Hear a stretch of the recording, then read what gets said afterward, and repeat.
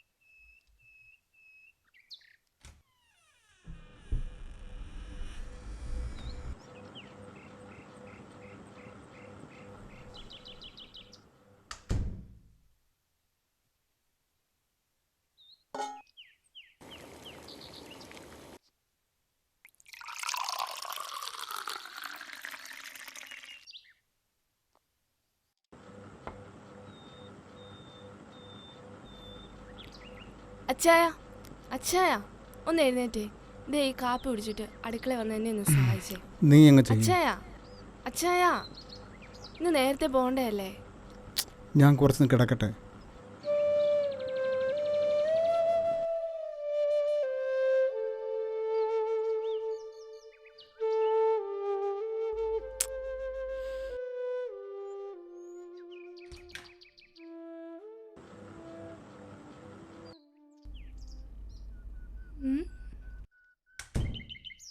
ആ, ഇവിടെ ഇരിക്കുമായിരുന്നോ?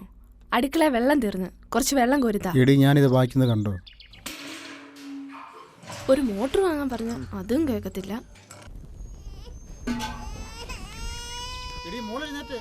ദേ വരുന്നു. അച്ചായ, അടുപ്പിലെ തീ ഒന്ന് നോക്കണേ, ഞാൻ കുഞ്ഞിന് പാലൊന്ന് കൊടുക്കട്ടെ.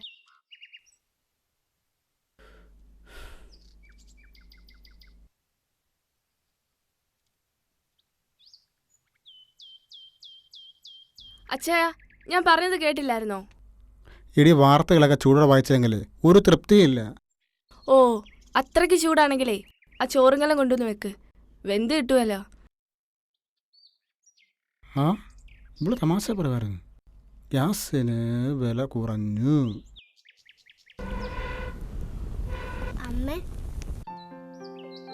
ആ, പൊന്നുസ് വന്നോ? ഇവിടെ ഇരിക്കുക കേട്ടോ. അമ്മ ചായ ഇപ്പൊ തരാം.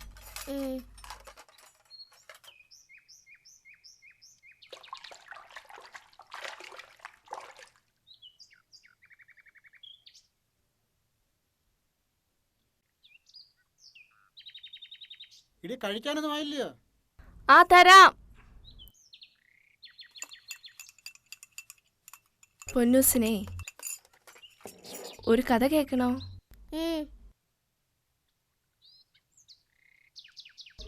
പണ്ട് പണ്ട് ഒരിടത്ത് ഒരു കിളിയമ്മയും ഒരു കിളിയച്ഛനും ഉണ്ടായിരുന്നു. അമ്മക്കിളി ഒരിക്കൽ അച്ഛൻകിളിയോട് പറഞ്ഞു, നമുക്ക് വിത്ത് വിതയ്ക്കാമെന്ന്. അപ്പോൾ അച്ഛൻകിളി പറഞ്ഞു, നീ അങ്ങ് വിതച്ചാൽ മതിയെന്ന്. അങ്ങനെ അമ്മക്കിളി വിത്ത് വിതച്ചു. അത് വളർന്നപ്പോൾ കൊയ്യാമെന്ന് അമ്മക്കിളി പറഞ്ഞു. അപ്പോഴും അച്ഛൻകിളി ചെന്നില്ല. കൊയ്തെടുത്ത നെല്ല് കുത്തി അരിയാക്കാൻ വിളിച്ചപ്പോഴും അച്ഛൻകിളി ചെന്നില്ല. അരി കുത്തിപ്പൊടിയാക്കാനും പാവം അമ്മക്കിളി തനിച്ചായിരുന്നു. പക്ഷേ അമ്മക്കിളി ആ പൊടി കൊണ്ട് അപ്പം ചുട്ടപ്പോൾ അച്ഛൻകിളി കഴിക്കാൻ ചെന്നു. അപ്പോൾ അമ്മക്കിളി പറഞ്ഞു, ഇത്രയൊക്കെ ചെയ്യാൻ അറിയാമെങ്കിൽ ഇത് കഴിക്കാനും എനിക്കറിയാമെന്ന്. കിളിയമ്മ അങ്ങനെ പറയുകയുള്ളൂ, ചെയ്യില്ല. പറയാനല്ലേ പറ്റൂ.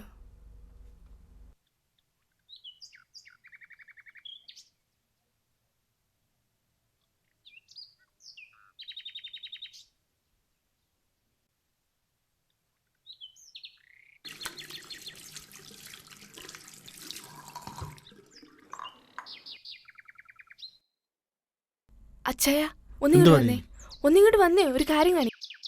പൊന്നൂസ് ചായ കുടിച്ച കപ്പ് കഴുകി വെച്ചേക്കുന്നു. വാ കാണിക്കാം. എനിക്ക് സന്തോഷമായി. അവനെങ്കിലും അങ്ങനെ ചെയ്യാൻ തോന്നിയല്ലോ.